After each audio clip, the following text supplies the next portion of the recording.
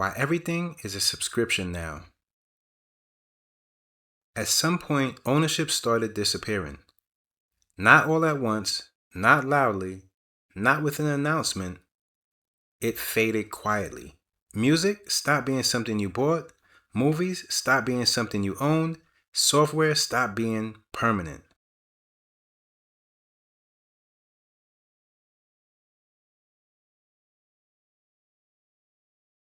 And in place of ownership, something else took over: access.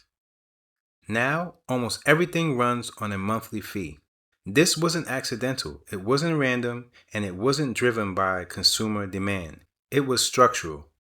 Subscriptions used to be rare. They were specific, optional, and easy to walk away from.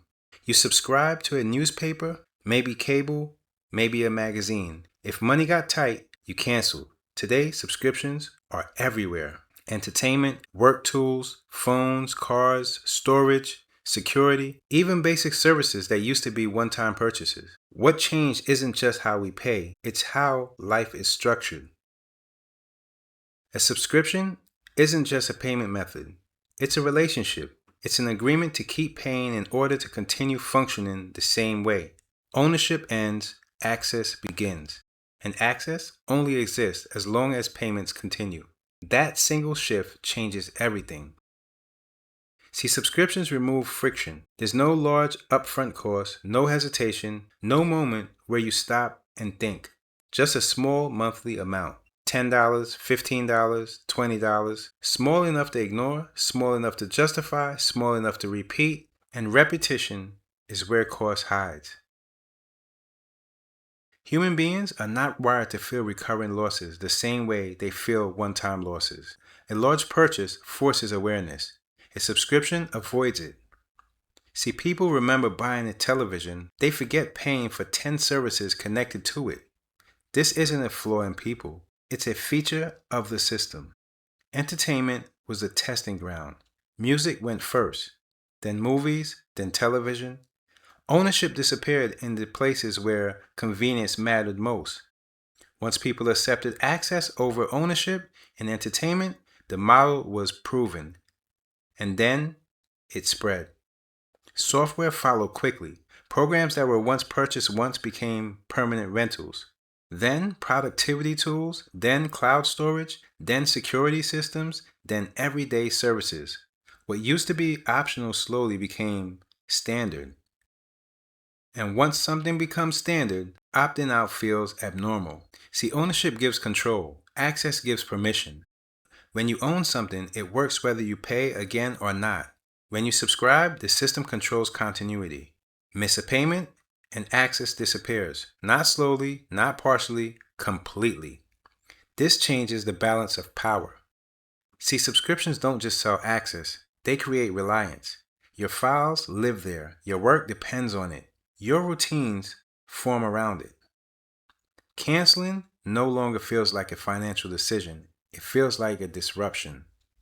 Most subscriptions are easy to start and emotionally difficult to stop. Not because they're essential, but because they've been integrated into daily life. Canceling means losing familiarity, changing habits, replacing systems, relearning workflows.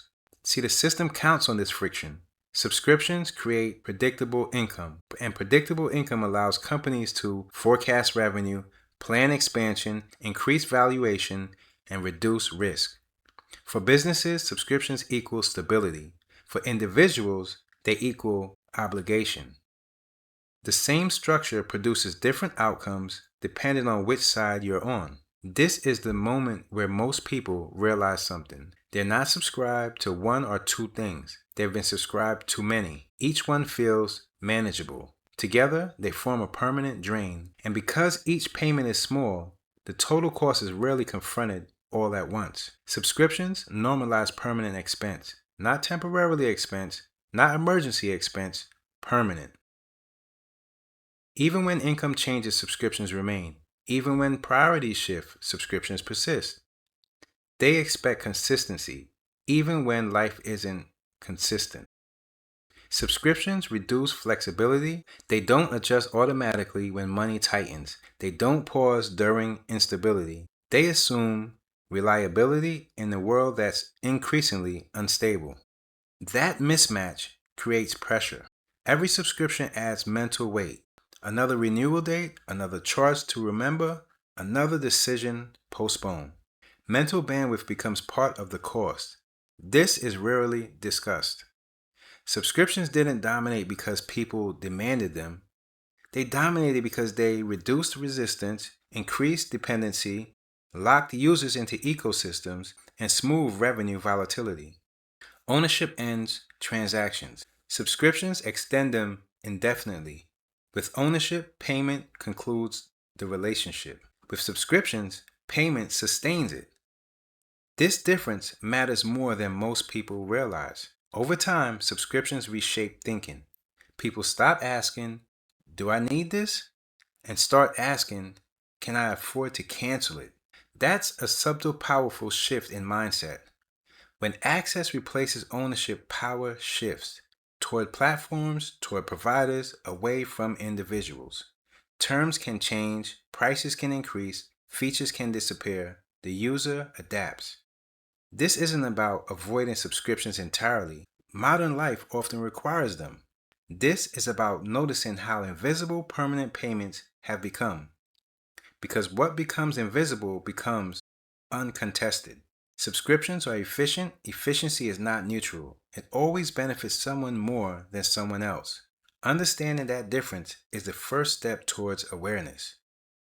When everything becomes subscription, ownership doesn't vanish overnight. It fades. And as it fades, so does control. Not dramatically, not violently, quietly. This is Invisible Systems Docs.